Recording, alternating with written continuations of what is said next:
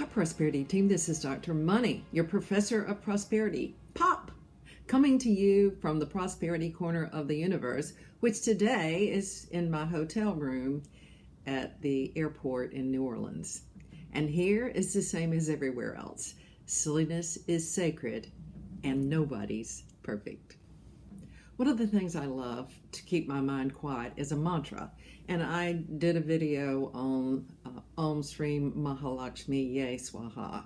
And so when I go off to sleep, I like to chant Om Shri Mahalakshmi Ye Swaha. Of course, in my mind, not aloud. That would keep me awake. And what I've noticed is that when I chant that my mind slips back to an old mantra, that prosperity mantra that I used to say, which is Om Shri Ang Om. Om Shri Ang Om, and sometimes it slips into Om Namah Shivaya.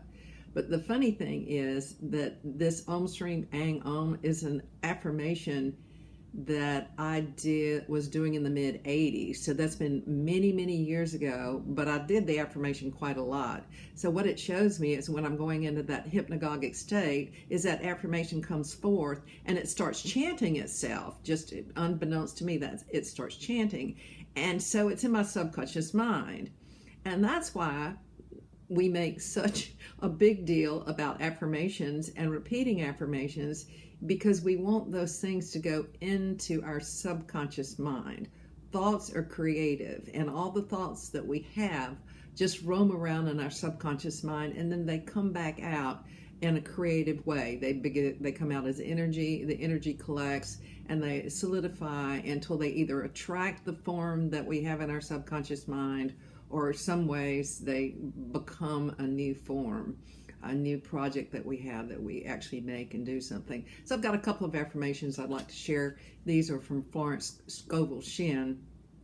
And I think about affirmations not only as something to go into our subconscious mind, but I think of them like sutras, something that is a sacred verse that we want to go into our mind. And I also think of them as cheerleaders, new thoughts, rather than just the old, stale thoughts that we have. So here's one. Every event is a golden link in the chain of my good. Every event is a golden link in the chain of my good. Now, what that affirmation does, other than just have us have maybe an expectance air, is that it keeps us from being a victim over events. We could go, oh no, that happened, this is so terrible. Or we can go, well, every event is a golden link in the chain of my good. The Course in Miracles says all events or all experiences are helpful. And I would use that so often when something would happen that I didn't like, and my mind would start judging it, and then it would run off with the thought and go wild. I decided when I heard that all experiences are helpful. I decided I would go with that, so that when something happened, rather than just freak out, I'd go, all experiences are helpful. I'd argue back with it, and I'd say, even this. It's like, all experiences are helpful. Okay, let's do another one.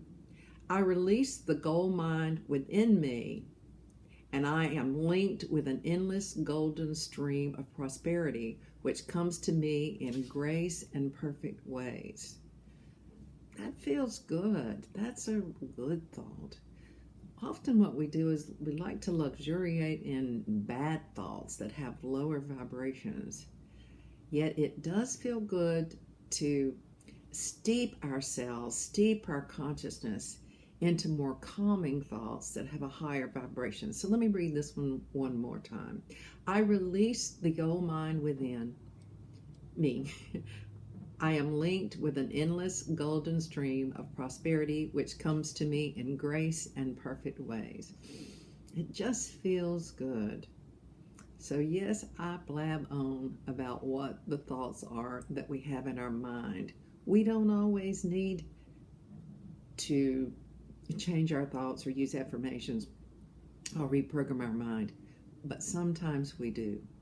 Sometimes our mind everything is fine and we're confident and everything's going along and we're meditating, our mind is calm, but sometimes we're not. Sometimes we need to have some tools like affirmations to calm our mind down. Maybe the words themselves even begin to bring a certain sense of grace into our lives, a certain sense of peace into our lives. And that's why I think of affirmations as a sacred verse. And sacred verse does have a tremendous amount of power.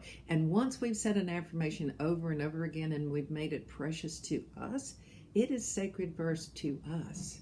It is our own sacred verse, individually impregnated with our own energy, so that when it comes back to us and we repeat it, that it just gains more and more power. Again, this is Dr. Money, and I would like for you to remember one more thing for sure, and that is that I love you.